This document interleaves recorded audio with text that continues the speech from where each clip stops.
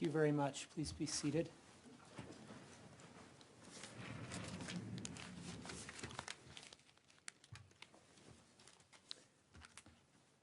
We'll go on the record in the matter of State of Utah versus Martin MacNeill. He is present with his counsel. The state's attorneys are present.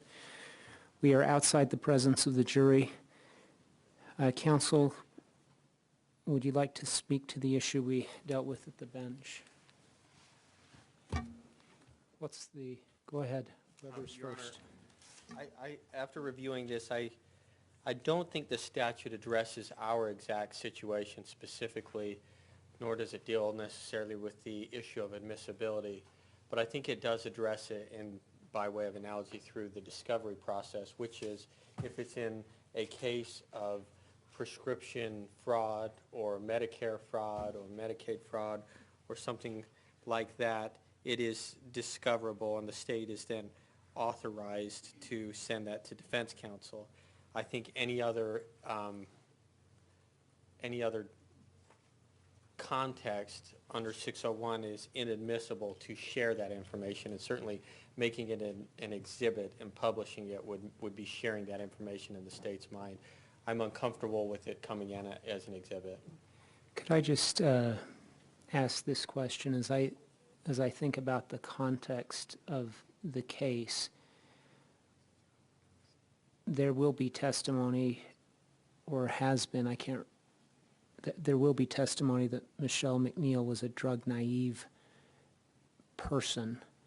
I don't know what the database material shows. I suspect that it will show that she is not that, or she has had medications prescribed to her in the recent past. And if that's the case, clearly it would go to the heart of a claim or defense, and I'm wondering if the due process clause would,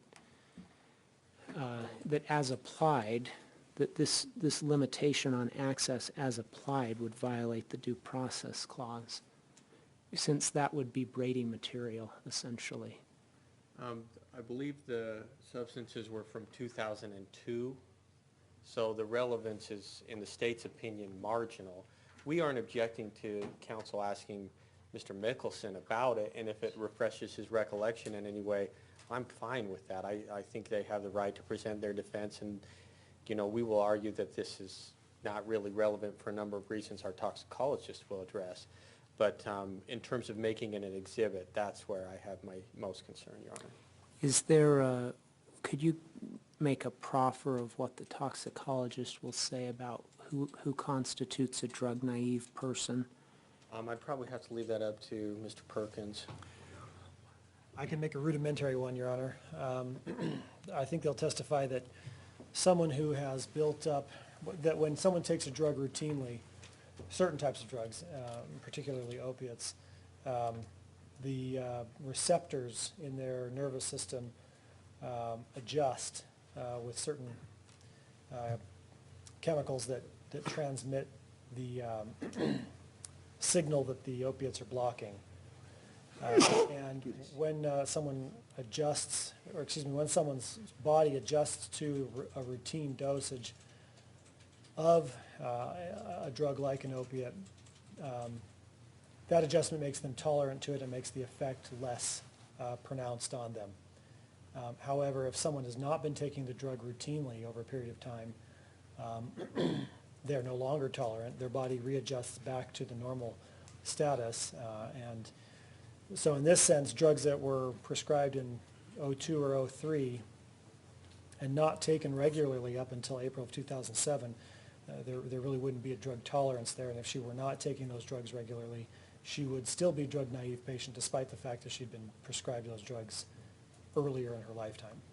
Similar to when a heroin addict goes into jail for 6 to 9 months and comes out, they no longer have the same tolerance and are higher risk of overdosing. All right, thank you. From the There's one other issue. Yeah, go ahead.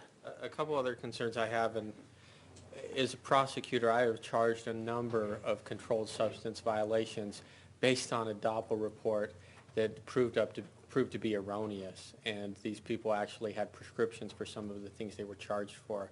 And so I don't know that the Doppler report is the best evidence anyway. Certainly, Mr. Mickelson can testify about it, but it's the Doppel database is routinely mistaken on some things, and so those are some of my concerns. I appreciate that. Thank you. Go ahead. Could I see it? Yeah. Yeah. Maybe get a clean. Okay.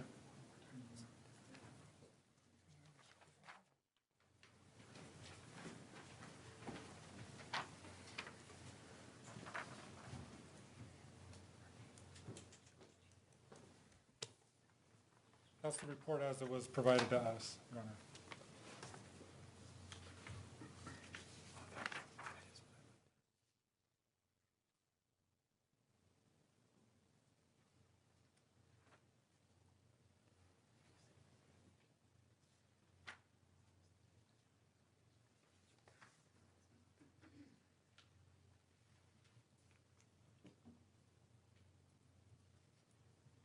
What is Mr. Mickelson's responsibility? He's a nurse practitioner. And he can't, so he can prescribe? Yes.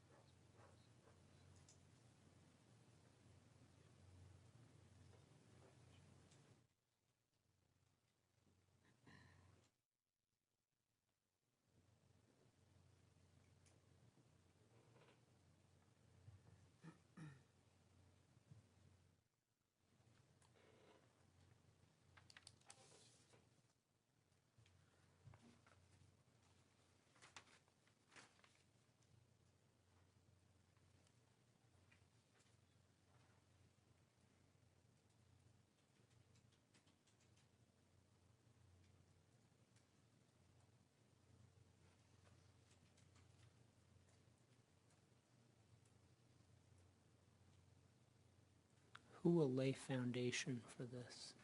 It's my understanding we have a stipulation on foundation, and the question is admissibility for the statutory reasons that the state has addressed. I don't object to that being the Doppel report for her. I think that's the truth.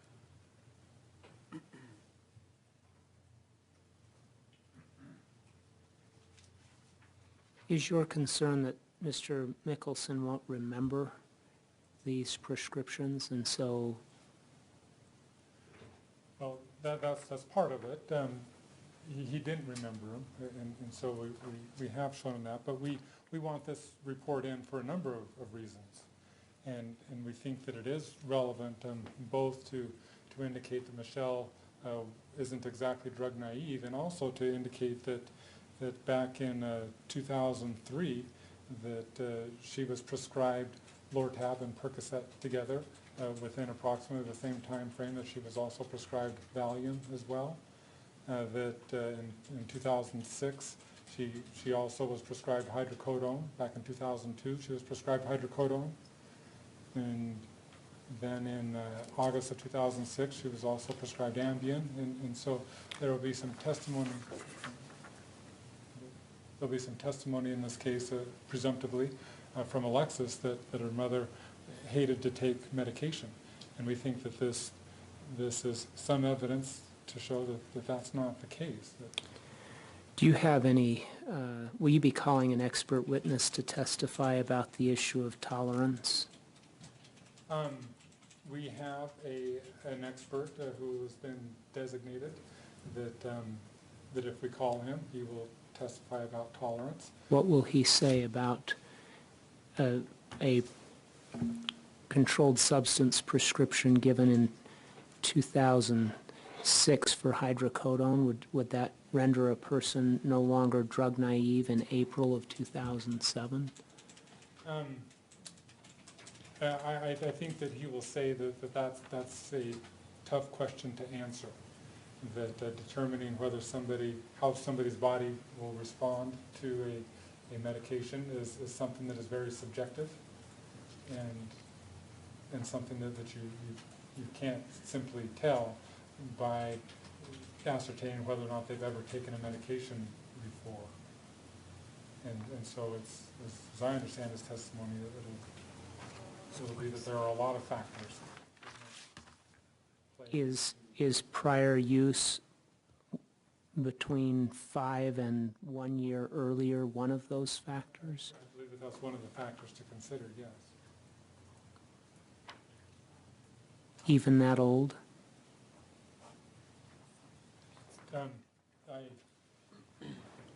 I don't have a specific recollection to say exactly what he would say on that point. My recollection is that he will say that there are a lot of factors that must be taken into consideration, which does include prior use as well as other subjective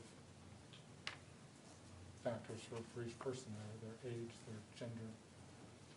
Prior use is one. Mm-hmm.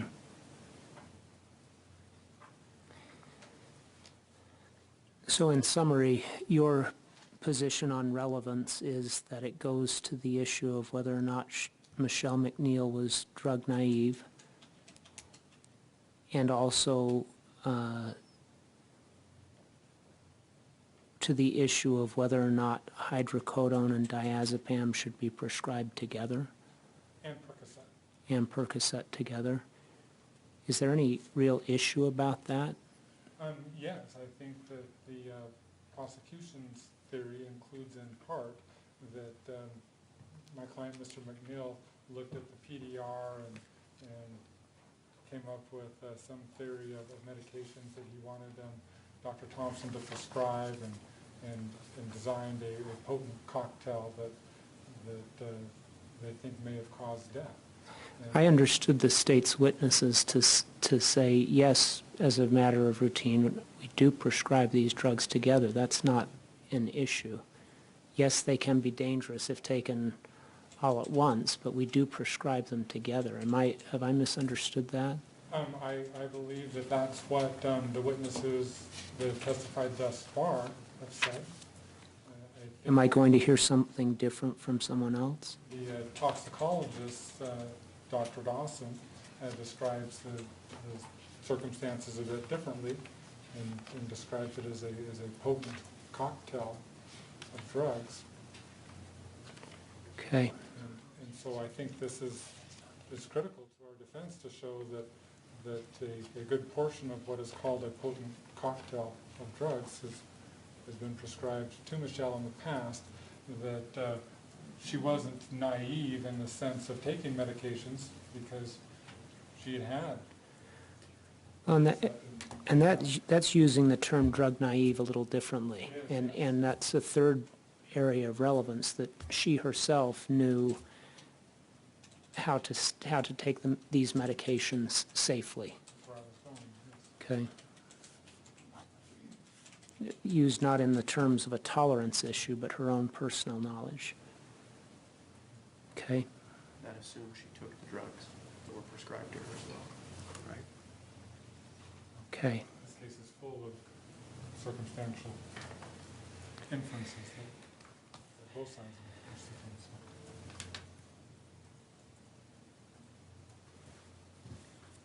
And, Your Honor, as you mentioned, the due process, where the statute doesn't prohibit this report from being admitted. It deals with dissemination. In this case, it has been disseminated to the defense. Yeah, and in my view, appropriately so, even though it doesn't relate to a defendant in a criminal case, which is the access permitted by statute. I think clearly under the Constitution it's exculpatory and would need to be disclosed under the Due Process Clause. I think the state has appropriately disclosed it. I do too. And to to now say that it was appropriately disclosed, but you can't admit it, I think, would Yeah. be a due process violation. And I hope that we've established sufficient relevance that Your Honor will allow us to. Read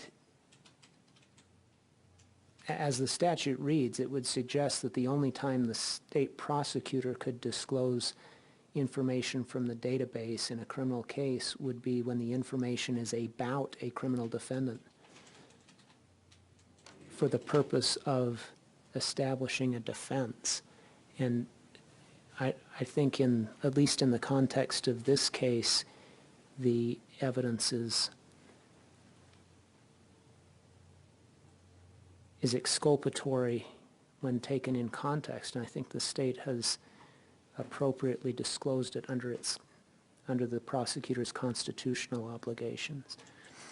Do you wish to be heard any further? The only other thing I want to add, Your Honor, is that I didn't understand the multi-purpose approach to this disability. I thought it was to refresh Mr. Mickelson if his memory of it was different from what Doppel would have recorded.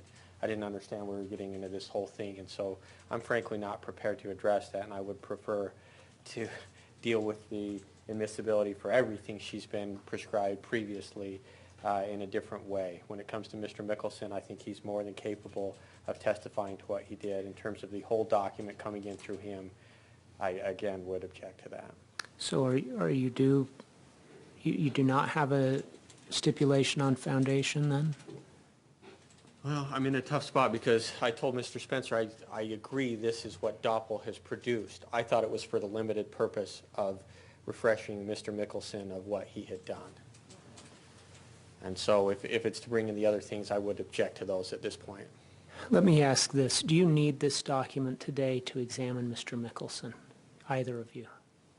Do you need it today? I need it just to refresh his memory. I mean, it doesn't necessarily need to be admitted today, but I would like to talk to him about the document. My concern then is if all you're going to do is say, does this refresh your recollection, he can read it, then take it from him, and he can testify from his memory. But if he says, no, it doesn't, then we're back to where we are right now. So,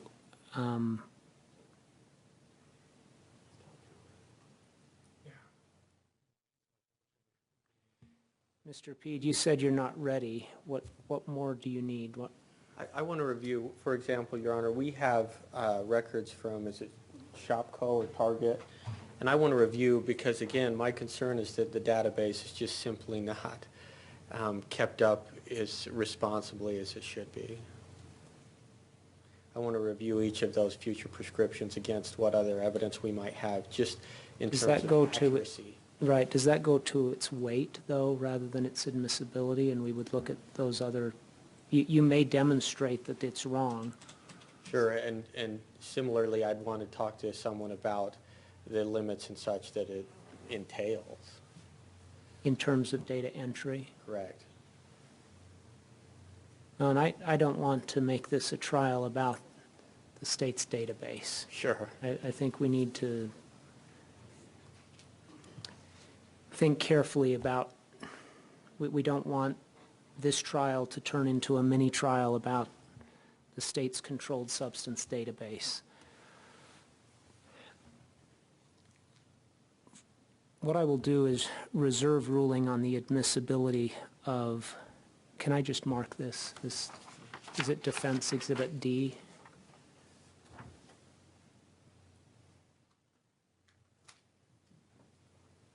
I'll reserve ruling on Defense Exhibit D, allow you to use it today to refresh his recollection with the limitations we've talked about. I don't want him to take the document and begin to read off it. He can, orally, read it out loud. But he may look at it, read it, see if it refreshes his recollection. If it does, great. Take the document from him. He can testify from his own memory at that point. If it doesn't refresh his recollection, and I suspect that it may not, given the number of prescriptions he's probably issued, at that point, let's take a bench conference and we'll decide where to go from there.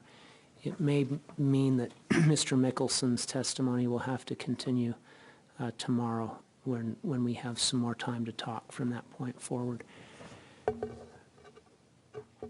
Let me provide this back to the defense.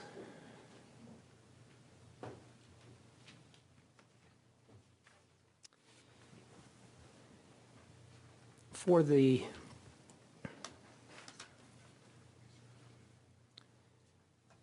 record, the defense has offered into evidence a report from the Department of Professional Licensing Controlled Substance Database. Access to information from the database is governed by statute, Title 58, Chapter 37F, Part 3. Under the statute, state prosecutors may receive information from the database so long as they are engaged in a specified duty of their employment in enforcing laws, regulating controlled substances, investigating insurance fraud, Medicaid fraud, or Medicare fraud, or providing information about a criminal defendant to defense counsel upon request during the discovery process for the purpose of establishing a defense in a criminal case. In the context of this case, the information from the database does not relate to a criminal defendant, but rather the alleged victim of a crime.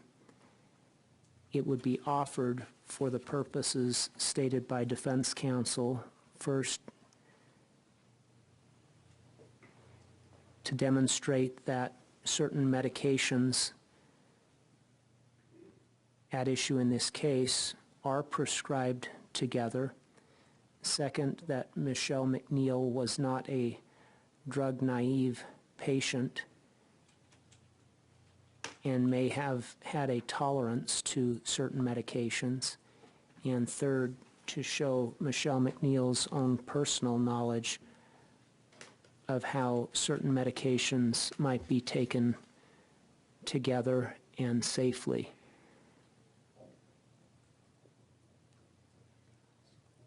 Given the state's theory in the case, the information from the database does constitute exculpatory evidence, which, despite the narrow reading or the narrow language of the statute, I believe the state properly disclosed to defense counsel pursuant to its obligations under the Due Process Clause.